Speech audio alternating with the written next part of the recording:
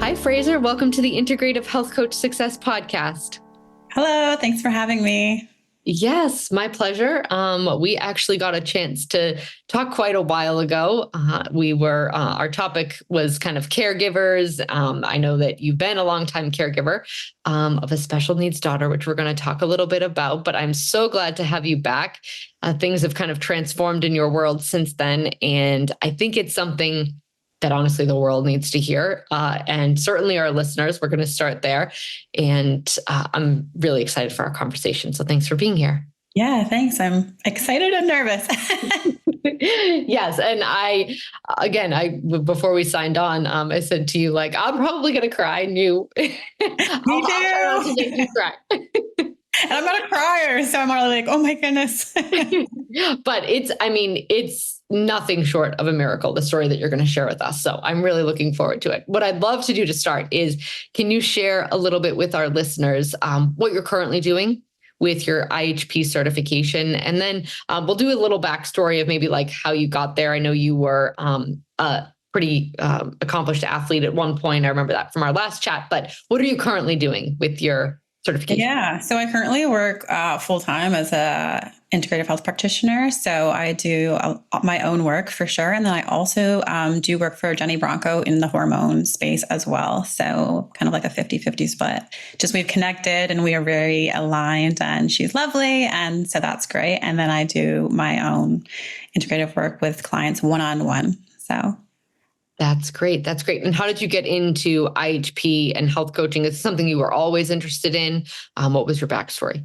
Yeah, so definitely digging deep when my daughter got very, very sick, just searching for answers, just searching. She was very, very sick. The doctors had nothing, didn't know where else to go, what else to do. And I just kept searching, researching, literally in a hospital room for weeks at a time, just searching down a rabbit hole. And, just resonated with me something. I don't remember like the moment or what I heard. I just, something obviously clicked where I'm like, okay, well, functional lab testing, let's see what that's all about. And then I just need to know everything. I need to understand everything. So then I just started taking the courses and I couldn't get enough. And then, the rest is kind of history. It was like an obsession, still is kind of like, I just love knowledge. So that's how I got there. Yes. Yeah. I think that makes for the most successful practitioners though, because part of like the obsession is passion driven and you're just passionate about knowing why and how to fix, help, right? It's all passion driven. And so the obsession, it's not such a bad obsession. I was and desperation that got me pretty much, that was pretty desperate. So when you find something that's just like gives your soul hope, it's like, okay, well, obviously this is a thing, because when there's not a lot of hope around you, when you find something that's like, wow, this feels hopeful, that drives you very much so. Yes. Yeah. And I think that there's probably very little in this world that is more powerful than a mother's desperation, right? When it comes to children and how she would fight for a child, protect a child, help a child. There's probably very little forces. There's just with that strength. That's for sure. It's true. It is very true. I couldn't think of anything else that would be more powerful. That's for sure. Yes. Yes. So kind of on that topic, could you share with us a little bit about your daughter and kind of what you went through from, I know she has a rare genetic disorder, and kind of what you went through as far as like her prognosis and eventually how you got to where you were today. I don't want to give too much of your story away. If you there's some gaps, I'll go back and ask you questions. But if you could tell us a little bit, as much as you're willing to, about her story and kind of where you were able to get to today with her. It's pretty remarkable. And if you sell yourself short at any point, I'll chime in and make sure that our listeners know everything. Okay, so she was born with a rare genetic disorder called CTNNB1 haploinsufficiency. So there's a mouthful. She was the sixth person in the entire world to be diagnosed with that. Now, as she's 17, so there's about 500 cases in the world. It just affects everything in your body, intellectually, neurologically. Throughout the years, many health issues that occurred. I don't know how much in depth you want me to go on it. So ask if you want. However, through different medical interventions, countless surgeries and all of these things, I would say a few years ago, maybe 5 or 6 years ago, when she hit puberty, basically, she massively took a downhill spiral, even compared to like what was our normal of disability and kind of illness and sickness. And it was just really, really bad, just excruciating pain. So, bowel, very, very poor bowel movement. So just, I don't know what she was. So much that occurred. At the end of the day, everything, so many meds, so many medications. The doctors tried everything, tests of everything. They didn't know what to do. She just got so bad that it was just like, and literally it was like screaming in pain 24 hours a day. No matter how much medication they gave her, everything made her worse. Maybe something would come along that would give her a tiny bit of reprieve, but that would have its own side effects. So through that, again, that's what kind of brought me to that desperation. I was sitting in a hospital room for the millionth time, sitting in the dark. They handed me kind of a book, she was kind of passed on through many, many, many, many, many specialists, the best of the best specialists, to palliative care, to just kind of, let's make her comfortable, which they could not do. Which, I don't know, it's hard to imagine, but the suffering was unimaginable. And they gave me a book kind of to say, this is how you, go through this process of trying to make decisions when your child's dying. And I was like, what? Like there was never really like a moment where doctors tell you like, oh, there's nothing else we can do or anything like that. But they like slid me a book or something. I was like, why do I need this? I didn't understand that how they were giving up. And that's obviously what that felt like. So through that, I took IHP and I dug deep into all of that stuff. It was really hard. I was wildly, wildly sleep deprived. I'd always been like super interested in health. I'm an athlete, like you said, very into nutrition. My background, personal training, nutrition forever.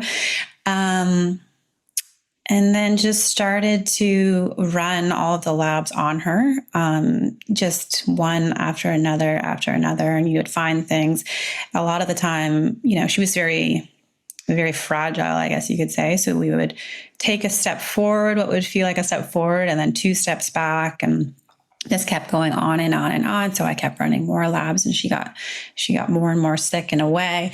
And then finally I just found what looked like something big. So she was making 0 cortisol. So she was really lucky to even be alive still, because I think that had been going on for a super long time. So I found that literally through functional lab testing. And I sent it to her doctors, but doctors don't really appreciate the value of functional lab testing. And, it's not fully disregarded, but kind of, where they're like, okay, well, we'll send this to endocrinology. And they look at it like, okay, well, we can set her up with our own, a lab to check to see if that's legitimate. And that will be in a few weeks. Well, like we did not have a few weeks. Like we didn't make it to that point. She went into full adrenal crisis. Now we know that, and in hospital. And so that kind of pushed them having to test that thing. And because I had nothing else to go on, they just didn't know. And I think that's the thing with medicine. They all mean really well, but they are just practicing, and they're all just sometimes just doing their best guessing, and that failed us for a very long time. I was right. The lab was right. She had fully gone into adrenal crisis and her adrenals had stopped working. And it was funny because once their results came back, which showed exactly what functional lab results had already shown me a few weeks prior, it was like this medical emergency. Like people just started running around the hospital. It was that, severe. And that's how I'd been living with her at home for a long time, like in this severe state of sickness. So at the end of the day, I realized in this scenario that actually the medicine, so them putting her, on a lifetime of medications of like puffers and they actually had stopped the pituitary gland from talking to the adrenals. And so it was actually a secondary cause of medicine that almost killed her. So that was interesting to see.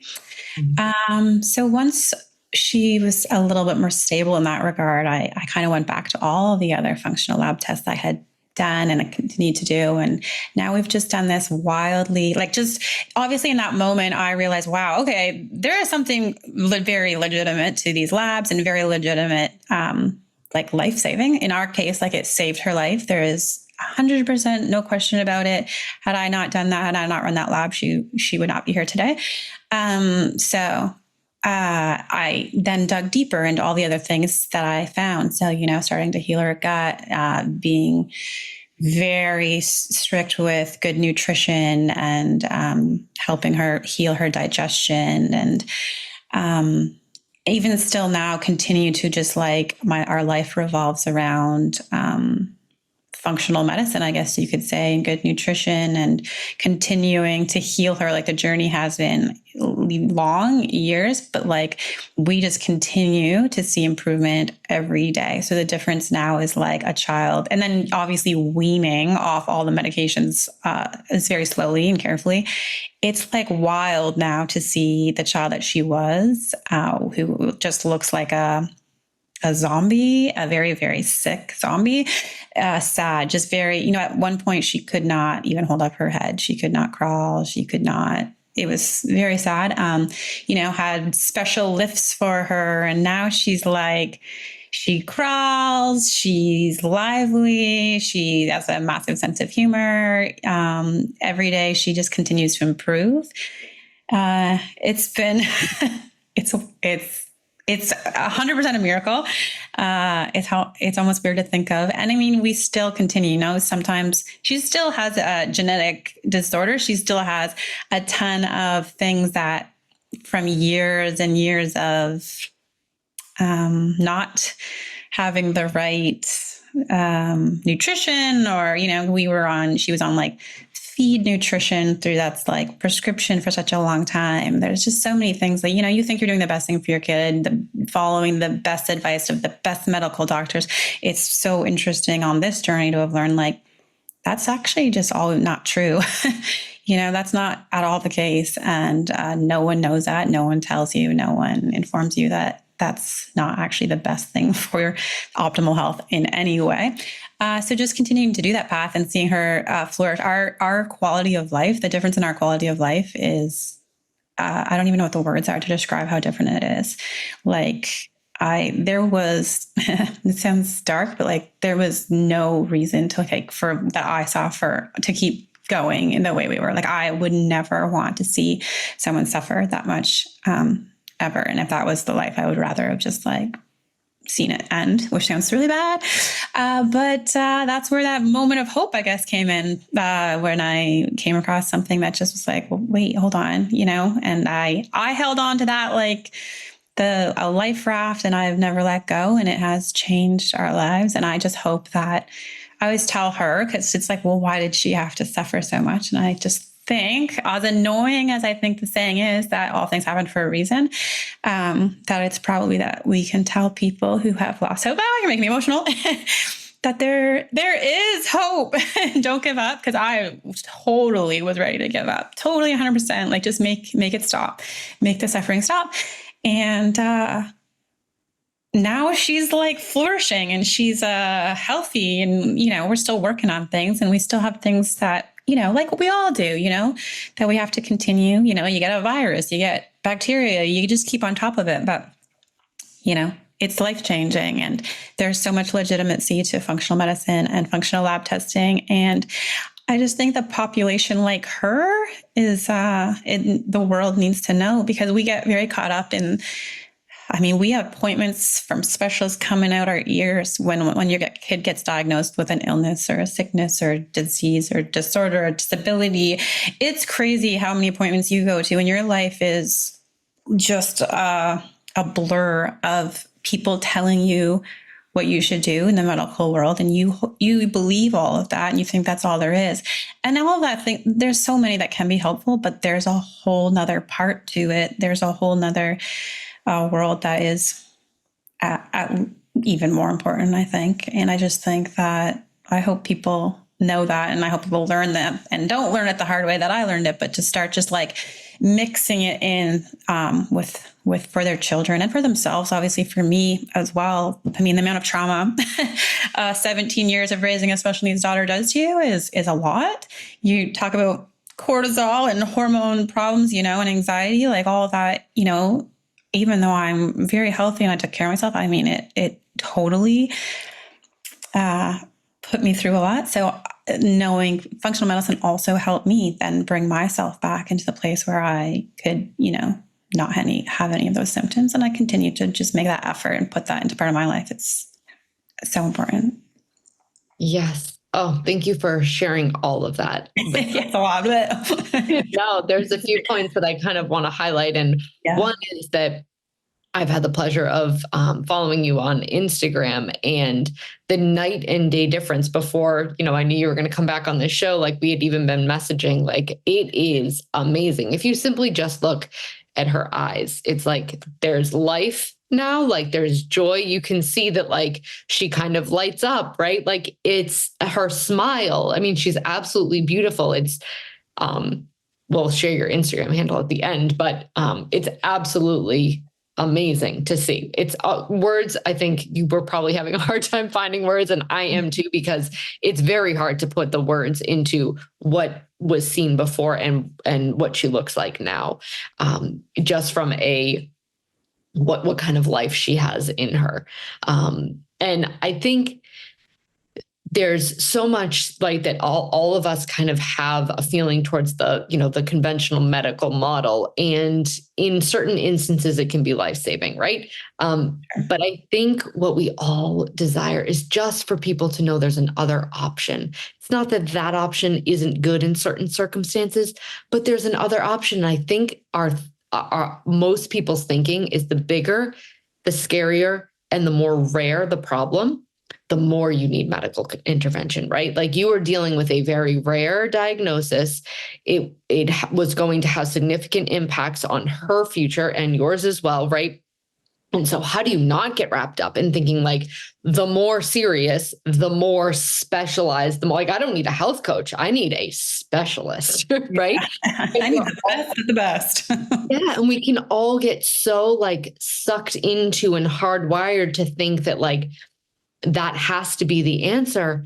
But in reality, the body, everybody's body, regardless of how big, rare the disease is, needs the same thing, right? And so, like, foundationally, like, what is missing? What's there that we don't have enough of? What isn't there that we need enough of, right?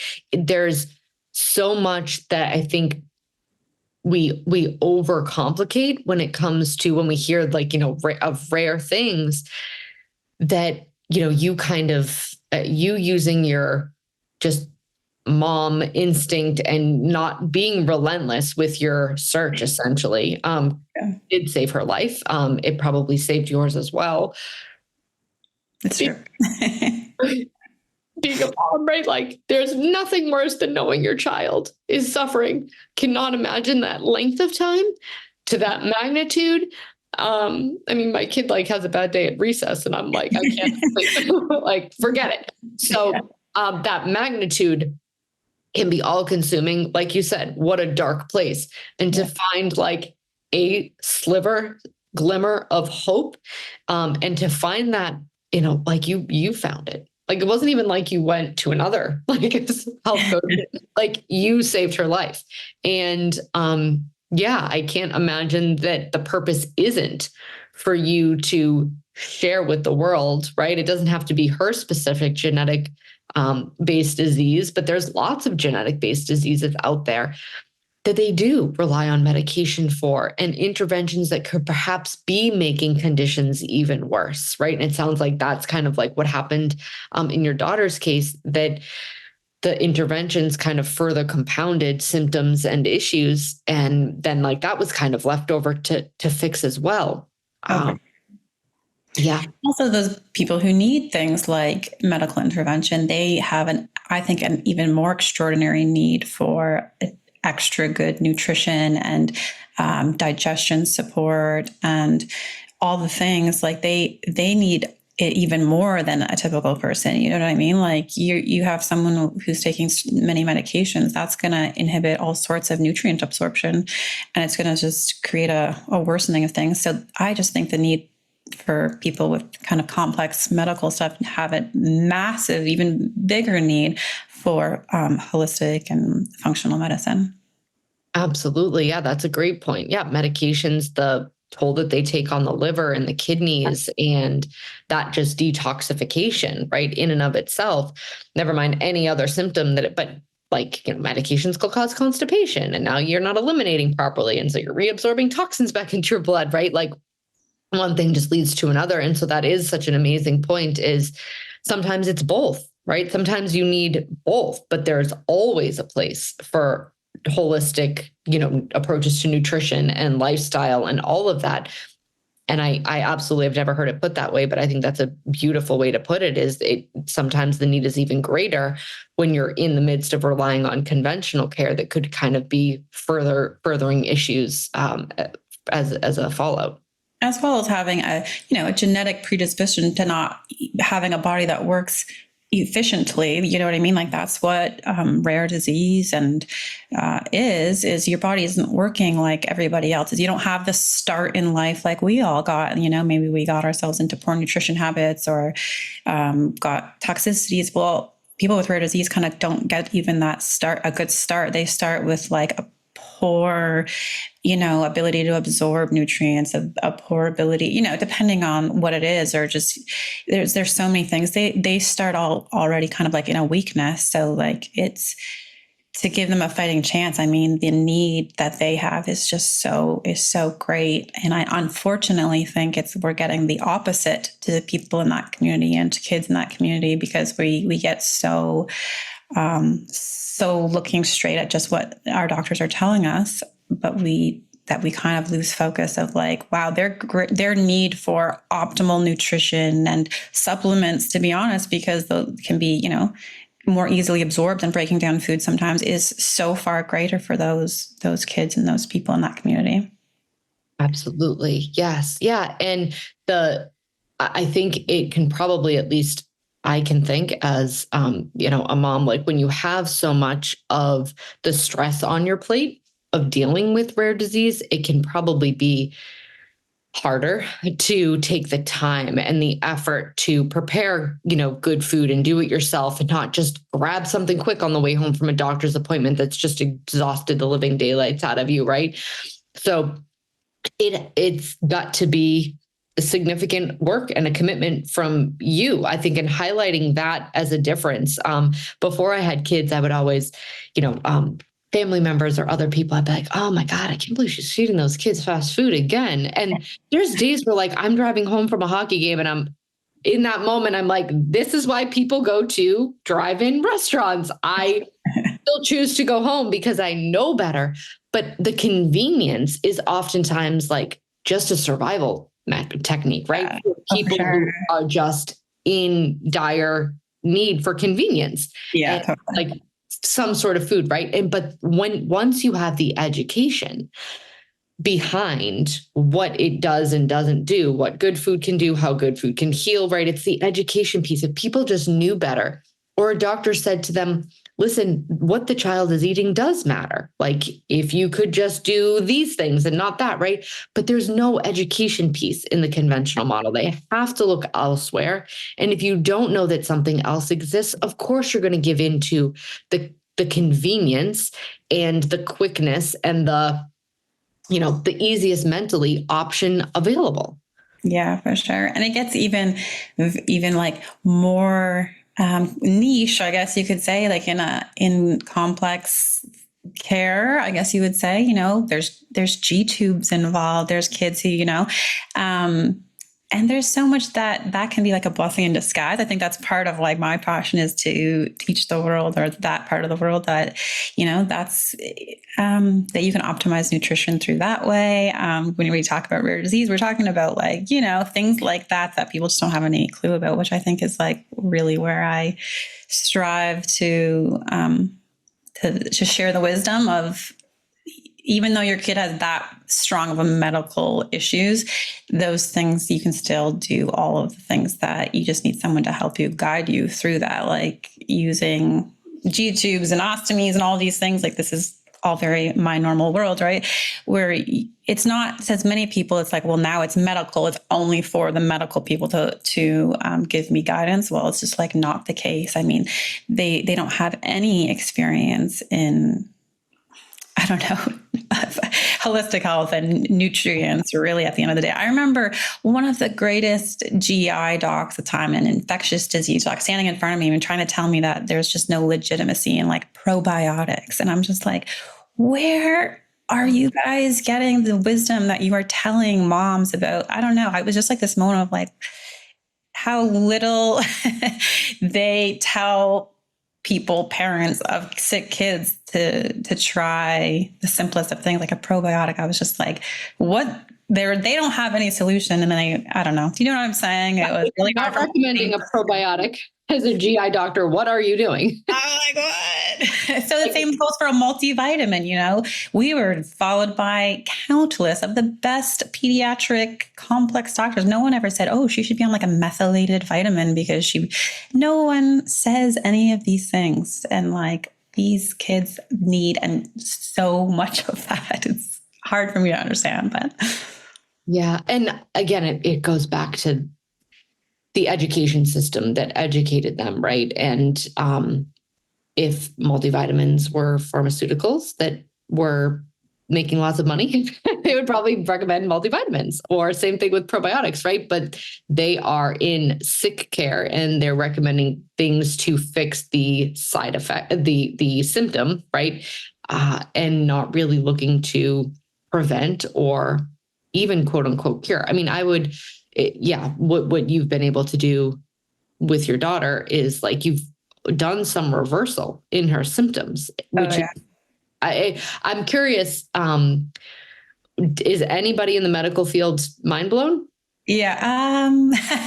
Yeah. So in the instance of like the adrenals, I remember the complex care doctor who was kind of like running the team of doctors in that circumstance. He just like looked at me and he was just like, you did this, you ran the show. And with like, I don't remember his exact words, but he was like looking into my eyes to be like, we had no idea what we were doing.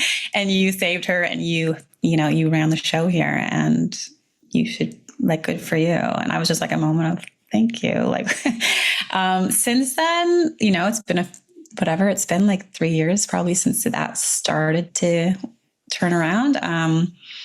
I don't know. I walk very, very carefully, to be honest with you. I don't talk to them a lot about it. They don't really know. They see the huge, huge change in her. They like can't believe it. But I never say too much because I don't know why. I've always felt a little bit like they're going to judge me, which sounds crazy. But it's a weird thing to be where they're looking to be like, I don't know. I don't know how to make sense of that. I can see that, right? Because I mean, you are dealing with very highly educated, individuals that are highly revered, right? This is where I think there's such a unjust type of line, right? Like you stay in your lane, theirs type of a thing. Because I would argue that your intellect, your drive, your resolve was probably far greater in this instance, right? That's neither here nor there, but I can see how you would tread lightly. I tread super lightly. Yeah. I do. I kind of wish I was more bold in that way, but like when you think you still kind of need them, you don't want to like be like, well, you guys did a terrible job. I did a great job. That sounds weird, but so you just kind of like every time you go, you still follow up with the specialist and then they'll say like, wow, she looks great. And you're like, I know. I don't really tell them how or why. I don't know why. I just don't feel feel cautious. I don't know how, I know, which is annoying because I want to like inspire moms to be more bold in the decision making and to do that. But I also feel like careful to like not do that. I don't know how to explain it. It's just like you're probably guarding yourself, in a sense, and not wanting to Yeah, I can see it's potential. I would potentially kind of be the same in the sense that you also are then putting yourself out there and allowing them to insert their opinion, and maybe just continuing to hold your own truth about the situation and what has happened and what you've been able to accomplish is good enough. And you don't need anybody to be mind blown or Yeah, I think certainly like as time goes on, obviously realizing in the last while that, okay, well, this is kind of like I need to make this count, as in like share with the world somehow, or people who need help doing it, this niche of people. That I think, as I want to inspire them to be more bold, that I will, also have to become. But it was such a journey of also like survival for the last little while. So I'm just coming out of a very long time of survival that it's almost hard to comprehend for most people that, okay, maybe now I will start to tell them, now she's flourishing, because you kind of also are scared that it's going to go back. You just, it's been so many years of suffering that, anytime she gets sick, I'm like, oh my gosh, but, the longer it goes and the more people like this conversation, you just realize like, oh man, how we've come so far. So now I have to I have to be more outspoken about it. And I have to tell more people and tell them how she's looking so much better. It's just, it just takes time because you're just, honestly, I'm scared. I've lived in a state of like kind of like fear through it all. And I'm just kind of like waiting for a shoe to drop, but it just continues to get better. So in time, we'll continue, I think, to get more bold. And then, because I do think that parents need to be just motivated to know that they can have more control in their children's health and children's medical decisions and be more empowered, I guess. Like, I think that's a really important thing to me, because if I'm lucky that I was somewhat educated, but like some people have no idea what a doctor's talking about, right? It's really hard. So like they feel really lost. So I think empowering them through my story is a big goal of mine as well. Yes, yes, yeah. And I think, gosh, the trauma of your experience with it all, right? It is one of those things where like physiologically, biologically, your body is still hardwired to like go back to that place of like, oh my gosh. And yeah, totally. the longer you kind of stay out of that place, and the longer you see, right, that things are moving in the right direction, the more relaxed your nervous system will become. And yes, you probably, but that, my gosh, must take and will take a significant amount of time. And you probably did as best of a good job taking care of yourself as you could in the moment. But my gosh, it's probably all going to your daughter. Yeah. And yeah, it's been quite a journey, but certainly I can notice now my nervous system kind of calming down, and like conversations like this just becoming more, like natural, I guess you could say, and helpful. Like it's healing to be able to, I guess, talk about it, where before I was like, it is scary to talk about when you're in the midst of something, right? So Absolutely. it's a different perspective now, but yeah. Yeah. So I'm just curious, what ended up being done about the low cortisol? Yes. Yeah. So she does need hydrocortisone to right now. So, and as we heal, that will take time to heal. So hydrocortisone certainly helps to keep her alive, to be honest. So that does keep her alive. But we're doing so much work on healing her everything, and de-stressing her body from everything else, that we're just, she needs less and less as we go on, and eventually she'll be able to come off it. So, but certainly medical intervention at that point is definitely was needed. But again, it was because of medical intervention that caused it. So it's interesting, right? Yeah, absolutely. And as far as the other functional medicine lab tests that you found to be most helpful, tell me a little bit about those ones that were you doing gut testing and heavy metal testing? And yeah, so for sure. So organic acid test was definitely helpful. She had really high levels of candida and toxic bacteria. So that's been like because when your adrenals are very maxed out. You can't add tons of stress. So everything's a very delicate balance. So everything has been very gentle, but I am very, I just keep going, bit by bit by bit. I have a regime for her and I am always retesting. So gut, for sure, the gut, supporting her mitochondria, like everything that's in that lab, and just always revisiting. She was really low in B6 and vitamin C and all of those things. Obviously, vitamin C is so important for adrenals. Hormone lab was actually important for her. Now, it's kind of interesting to me because things we don't think of is hormone labs are usually done through saliva, but kids can't just spit in a tube. She doesn't have that ability. So really digging into like alternative ways to do that. So there was a way to do it through actual urine. That was huge for her. Because again, they put her on all these crazy hormones to stop hormone production because she was getting worse since she had puberty, but that was actually totally making things worse. So hormone labs showed that. So that was creating an inability to handle the pain because, estrogen and all those things are helpful for pain. So it was just kind of interesting. That was really helpful. Neurotransmitter testing was really helpful because it just shows you all the things that she's low in, like, I don't know how technically you want me to go, but taurine has been really helpful, helping her to absorb fat better, betaine. I did the DNA methylation lab for her. That was helpful for her. And just always revisiting the hair lab even, just because it shows you, okay, well, how much stress is on your body currently and how are your adrenals handling it?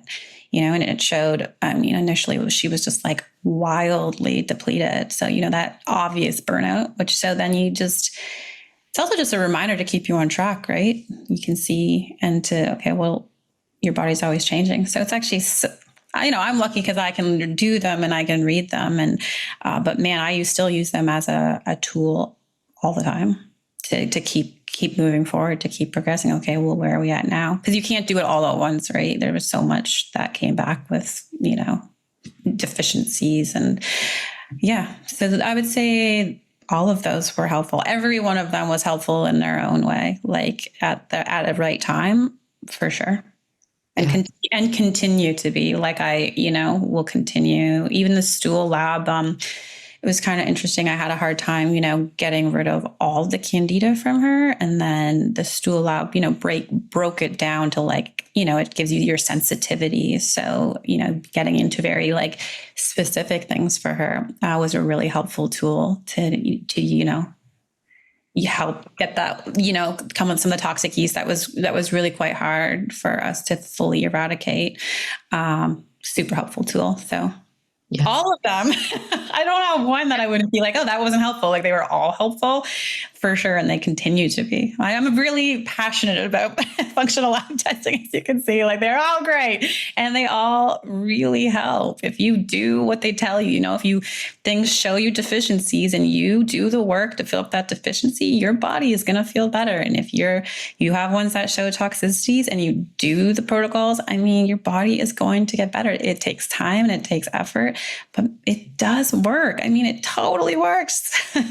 Yes. And the truth is with, children in the best of circumstances, but certainly rare disease cases and complex cases, it's a matter of taking one small step at a time. And you just continue to chip away and it can feel tedious. I've worked with, lots of kids, kids on G-tubes in the past, and you absolutely need to, it's all fine tuning, but it's so worth it when you just kind of keep believing in the process and keep chipping away little by little.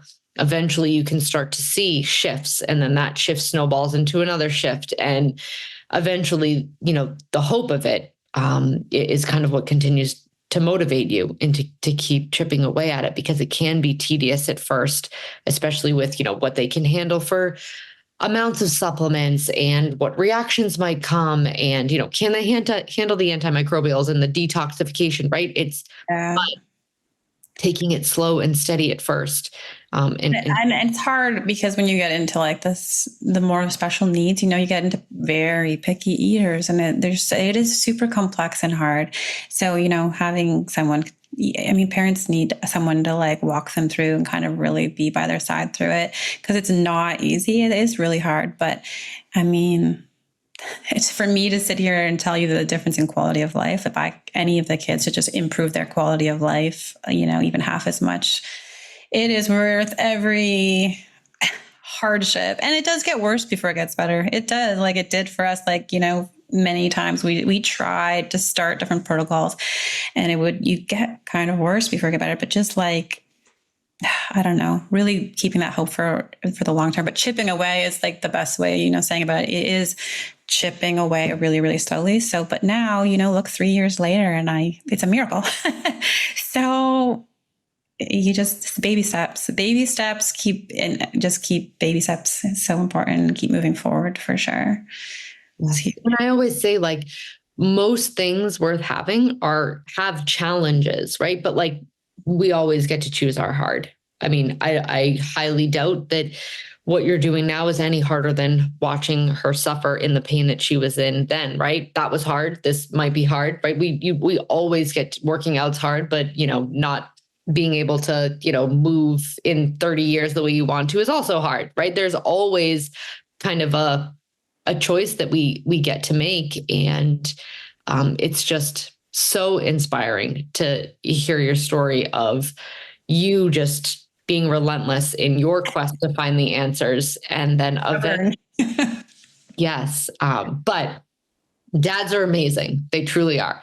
But there is nothing biologically stronger than a mother's intuition and her drive to protect, serve, you name it, when it comes to children.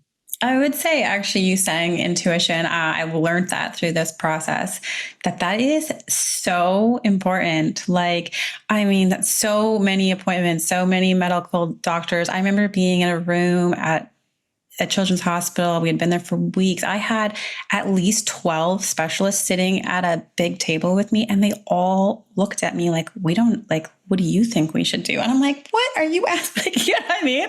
Like, a huge table of the best pediatric specialists of every field. Every field you can think of was sat at that table with me, including like neurological brain surgeons.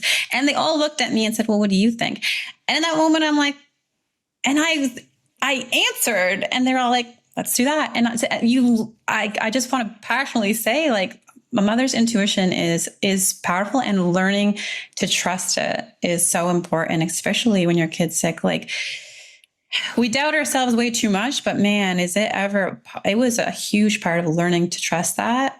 Even in IHP, I did the work with Dr. Jennifer initially with just learning to trust that. That was a huge part of this process for me. And I use that every day with clients, is even just the intuition that I feel of what's right to do for someone to help someone. And I think we all need, especially moms, trust that intuition. I think that is hugely important.